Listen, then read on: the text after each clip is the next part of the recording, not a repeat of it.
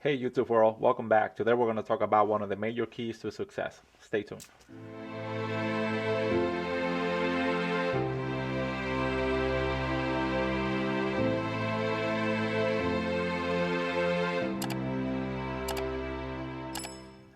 Hey YouTube world, welcome back. My name is Ramenis, but again you can call me Remy. And today we're going to talk about one of the major keys to success.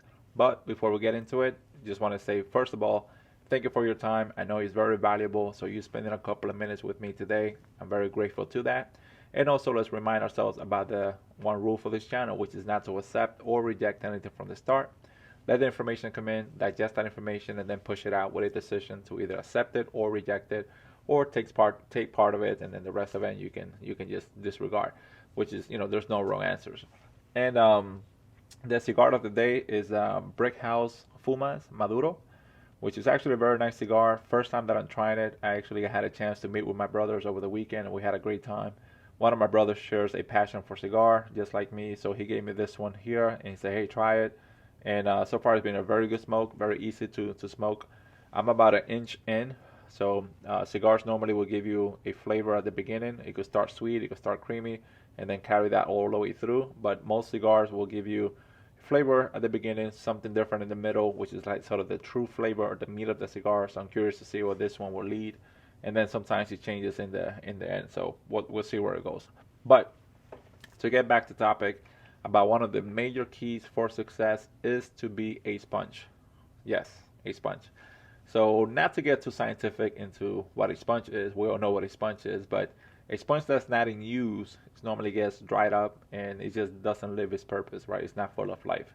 Once it gets in contact with a liquid, in this case, let's say water is the more common one, then it kind of blows up, right? It kind of comes to life and it starts to live its purpose and experience what the journey is. So for us here today, we're going to say that we are the sponge, and water is the experiences of life, the obstacles, the ups and downs, the wisdom that life gives us, all that great stuff. So the idea is for us to be a sponge and allow for water or life to come in and for us to experience that. Now, what I mean by that is, as an example, when I was growing up, when I was very young in the Dominican Republic, I began to sort of be a sponge without knowing, right? Because you don't have that recognition and you don't apply, that methodology when you're young. But I was sort of observing, for example, how my family treated individuals, my grandparents, my parents, how they treated individuals that came in from the community, whether they knew them or they did not know them. But if that individual was in need, something as simple as water or some food, they were always able to sort of stand a hand and help out. And my family, although they didn't have a lot of resources, they were always willing to put themselves in a position to say, "Hey, we get it. What do you need? We're here for you. Welcome." And that, from an early age, I started to sort of observe that.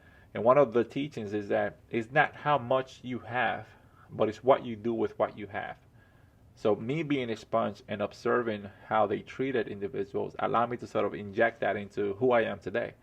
And I do hope, I made them proud and I became an example of what they allowed me to see growing up.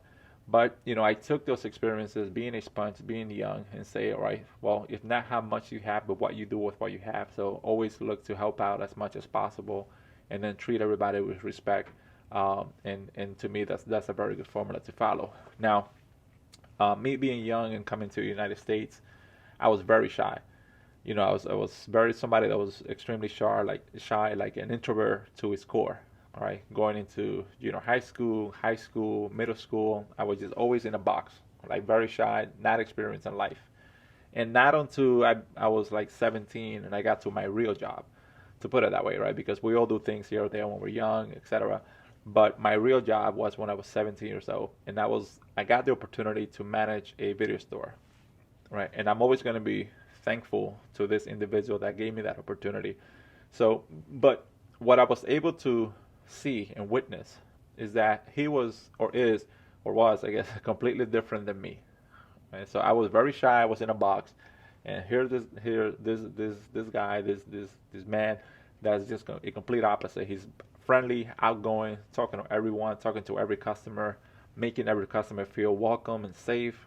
Doing the little things, for example, knowing their account numbers so they don't have to pull up their membership card. That in itself, I witnessed how great. It make the individual feel the customer. It make them part of the store, part of the family.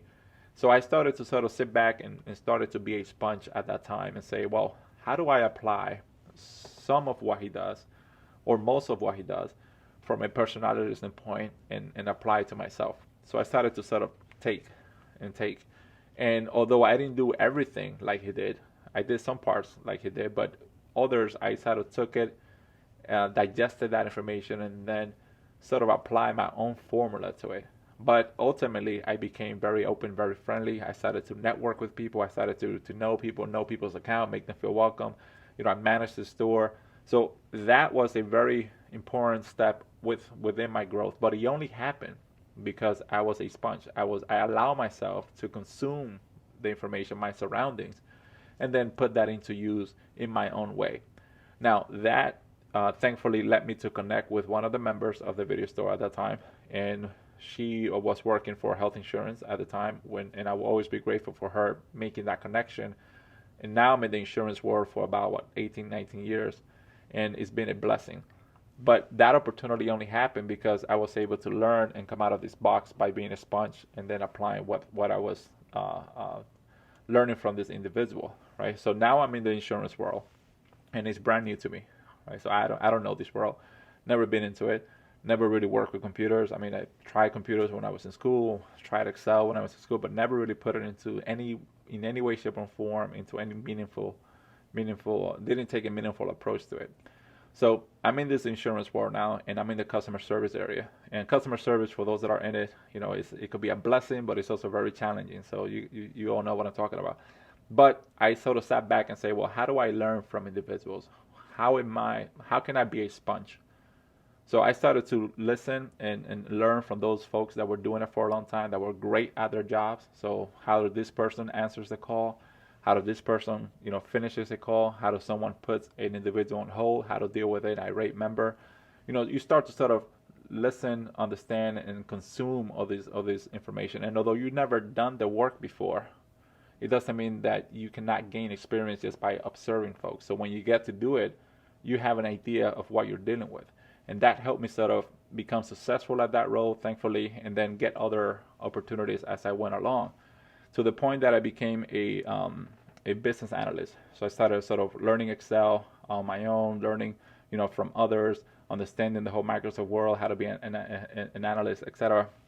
So it got to the point that I was now dealing with individuals that were managing people managers, directors, the whole nine yards. So although my part was to provide them with the data, with the information, with the trends, once I did my part, I sat back and I became a sponge again, because I wanted to learn what being a manager of people was all about, what dealing with people was all about. So although I've never done it, it doesn't mean that I cannot learn from their experience.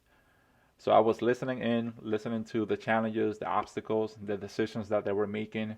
That led me eventually to be comfortable enough and feel that I have enough information and enough knowledge to go in and work for another company. Now, I went from working in this company on a Friday without having individuals really reporting to me or anyone reporting to me on paper, to now on a Monday being responsible for over 100 people in a bigger territory, or a big territory, right?